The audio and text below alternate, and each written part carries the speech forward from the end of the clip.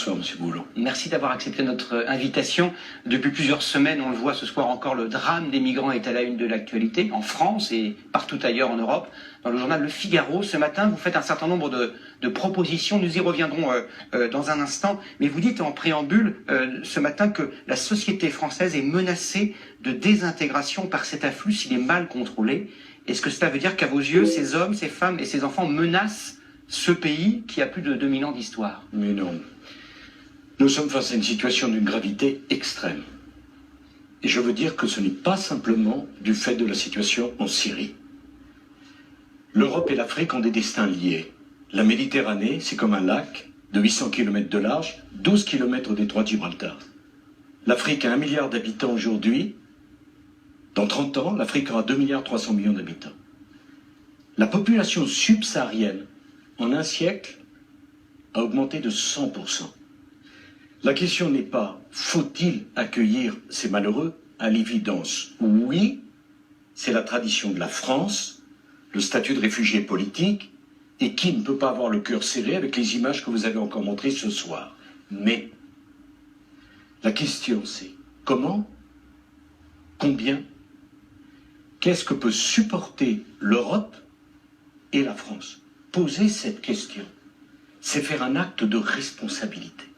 Si on ne débat pas de ça, si on ne pose pas la question simplement pour donner le sentiment à ceux qui nous regardent qu'on peut contrôler la situation, alors je crains des dérives communautaristes, des affrontements et un phénomène de rejet si on ne prend pas les précautions nécessaires. Mais les chefs d'État divers, Madame Merkel, Monsieur Hollande, ont chacun à leur manière, de manière parfois d'ailleurs différente, apporté une solution en disant voilà, Madame Merkel, j'accueillerai 800 000 réfugiés. François Hollande disant écoutez, pour les 2 prochaines années, ce sera 24 000 pour la France. D'abord, c'est un mensonge. Les 800 000 ou les 24 000? Les 24 000. En quoi est-ce un mensonge? Je vais essayer de vous l'expliquer. Le chiffre de 24 000 annoncé par François Hollande a été le lendemain démenti par les nouvelles demandes de la Commission. Mais surtout, il faut que vous sachiez qu'en l'état actuel de Schengen, tout étranger reçu avec un visa, soit économique, soit politique, a vocation à s'installer partout à l'intérieur de Schengen. C'est l'essence même de Schengen. Malheureusement, je dirais en l'état actuel des choses. Pourquoi? Parce que comme nous n'avons pas la même politique migratoire, les prestations sociales sont plus importantes en France que grosso modo partout ailleurs en Europe. Ce qui veut donc dire que les réfugiés qui seront accueillis par d'autres pays européens membres de Schengen ont vocation à arriver chez nous pour la raison qu'on comprend de la part de ces malheureux. Ils iront là où les prestations, je dis pas sont les meilleures, mais sont les moins misérables. Ce n'est pas du tout ce qui se passe en ce moment. Ils vont principalement, par exemple, en Suède et en Allemagne, parce qu'ils se sentent les bienvenus. Ils n'ont pas une calculette dans la tête en disant le RSA est de temps en France. Monsieur Boulot, c'est trop sérieux pour accuser qui que ce soit. Madame Merkel elle-même a dit que sur les 500 000 qui avaient demandé réfugiés politiques, il y en a la moitié qui vient pas de Syrie. Et par ailleurs, une fois qu'ils rentrent en Allemagne, est-ce que vous avez compris ce que j'ai dit? Ils ont le droit d'aller. Ça ne veut pas dire qu'ils vont exercer ce droit. Naturellement, mais ils ont le droit. Je demande donc qu'en l'état actuel des choses, face à l'afflux de réfugiés syriens, qui sont des réfugiés de guerre et que nous devons accueillir, le président de la République devrait dire aux Français, puisqu'on a cette priorité, eh bien on va réduire considérablement l'immigration économique, parce qu'on ne peut pas accueillir tout le monde, et puis on va renforcer ce qu'a dit Mme Merkel, et ce que n'a pas dit M. Hollande. La lutte contre la fraude au statut de réfugié politique. Les réfugiés politiques en France, selon les années, c'est entre 50 000 et 80 000. Savez-vous que près de 90% des demandes sont refusées? Et savez-vous combien sont reconduits après que la demande soit refusée? À peu près 10%. 10%. On voit donc bien qu'on est face à une situation d'une gravité extrême, et compte tenu de l'afflux de réfugiés syriens qu'il est dans notre tradition d'accueillir, il faut réduire considérablement l'immigration économique, il faut lutter de toutes nos forces contre la fraude, le détournement à l'asile politique, et sans doute revoir les conditions du regroupement familial qui donnent lieu aujourd'hui à des abus que notre société ne peut plus accepter. Revenons à l'essentiel de la situation actuelle. Les pays en guerre, l'Érythrée, l'Irak et la Syrie. Vous prenez un changement Et vous voulez que le statut de réfugié de guerre, tel qu'il est appliqué en France, soit modifié. C'est-à-dire que ces gens reviennent chez eux lorsque la guerre est finie en Syrie ou en Irak. C'est cela. Pour essayer d'être pédagogique, je propose 2 changements. Un premier qui consiste à dire, on a beaucoup parlé vous-même, et vous avez eu raison, du génocide des chrétiens d'Orient. Le but, c'est pas d'accueillir en Europe les chrétiens, c'est que les chrétiens puissent vivre en Orient. L'Orient sans les chrétiens, ça serait un scandale. Ils sont aujourd'hui victimes d'un génocide. Il y a 25 millions de Syriens. Il y en a 4 millions qui ont fui la Syrie. Il y en a 2 millions dans des camps aujourd'hui en Turquie, pratiquement un peu plus d'1 million au Liban. Le but, c'est que ces malheureux, une fois la paix revenue dans leur pays, on va en parler, puissent retourner dans leur pays. On ne demande pas quand même que les 25 millions de Syriens s'installent en Europe. Donc je propose qu'on utilise le statut de réfugié de guerre. Monsieur Valls ne connaît pas ces dossiers. Statut qui existe dans une directive européenne de 2001 et qui n'a jamais été utilisé en France. Pourquoi?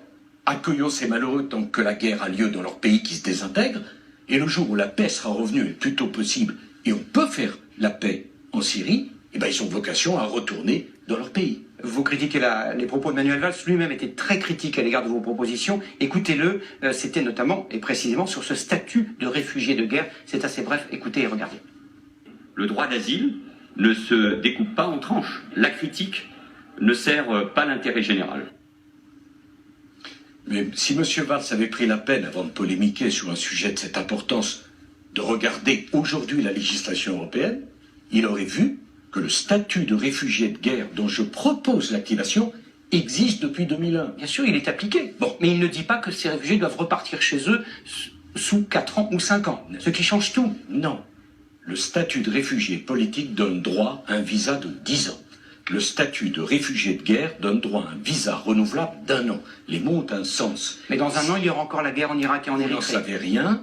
Et si... Tous les experts savent pertinemment qu'il n'y aura pas un état de droit en Irak, en Érythrée et en Syrie dans 1 an. Pardon, la question de l'état de droit et de la démocratie est une chose, la question de la guerre à Daesh en est une autre. Si on décide de faire la guerre à Daesh, je ne peux pas croire que les 20 pays qui sont les grandes puissances mondiales, avec leurs alliés, et notamment la Ligue arabe, ne peuvent pas venir à bout de ces barbares, de ces assassins qui ont choisi de nous faire la guerre. Donc la question est très simple, nous devons accueillir les réfugiés syriens. C'est notre tradition, c'est notre mission, mais ils ont vocation à retourner en Syrie lorsque la paix sera revenue en Syrie. J'ajoute que face à cette question migratoire qui est immense, il faut poser la question de Schengen. Schengen ne fonctionne pas. Schengen ne fonctionne plus. Pourquoi?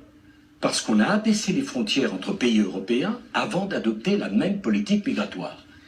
On fait tout un débat sur les quotas. Naturellement que la solidarité... Vous êtes contre les quotas? Pas exactement. Je suis contre les quotas comme préalable. Pourquoi voudriez-vous que nous acceptions les quotas alors que sur les 28 pays européens, il y a 28 politiques d'immigration différentes? Il faut une politique d'immigration qui soit la même, avec les mêmes prestations sociales, la même liste des pays sûrs, la même durée de rétention dans les centres de rétention. Mais cela va prendre des années de trouver un accord entre 28 pays. Pas du tout, puisque nous sommes confrontés à la même épreuve. Je propose un deuxième changement, qui me semble très important. Ces malheureux, ce gosse mort sur cette plage, il faut que les dossiers des réfugiés politiques soient instruits avant que ces malheureux traversent la Méditerranée. Il y a eu 5000 noyés en Méditerranée. On en veut combien? Je propose donc que l'Europe, à ses frais, installe un centre dans les pays périphériques où les dossiers seront instruits avant que ces malheureux aient eu à traverser la Méditerranée. Parce que si on l'instruit avant, on n'a pas les drames. Si on les laisse traverser la Méditerranée, il faut leur faire retraverser. C'est impossible. Donc je propose qu'on traite différemment les réfugiés de guerre des réfugiés politiques et des migrants économiques, et que d'autre part, on se donne les moyens d'instruire ces demandes calmement dans les pays dits de rebond, afin d'éviter les drames épouvantables auxquels nous nous sommes trouvés confrontés. Merci beaucoup, Nicolas Sarkozy, d'avoir répondu à cette question qui est d'actualité, mais qui concerne... Si vous me permettez, je vous en prie, brièvement. Bien sûr. Je veux dire que poser la question de qu'est-ce qu'on fait pour maîtriser cette vague migratoire sans précédent, vous l'avez dit vous-même, c'est pas manquer de cœur. J'ai eu honte quand j'ai entendu Madame Le Pen. La façon dont elle a parlé de ces personnes. Mais à l'inverse, on doit prendre en compte l'inquiétude des Français, des Européens, la gravité de la situation et essayer de maîtriser les choses. C'est le devoir des hommes d'État de réagir bien sûr avec émotion, mais l'émotion ne fait pas une politique à elle toute seule. Merci beaucoup Nicolas Sarkozy pour ces réponses à ces questions extrêmement importantes.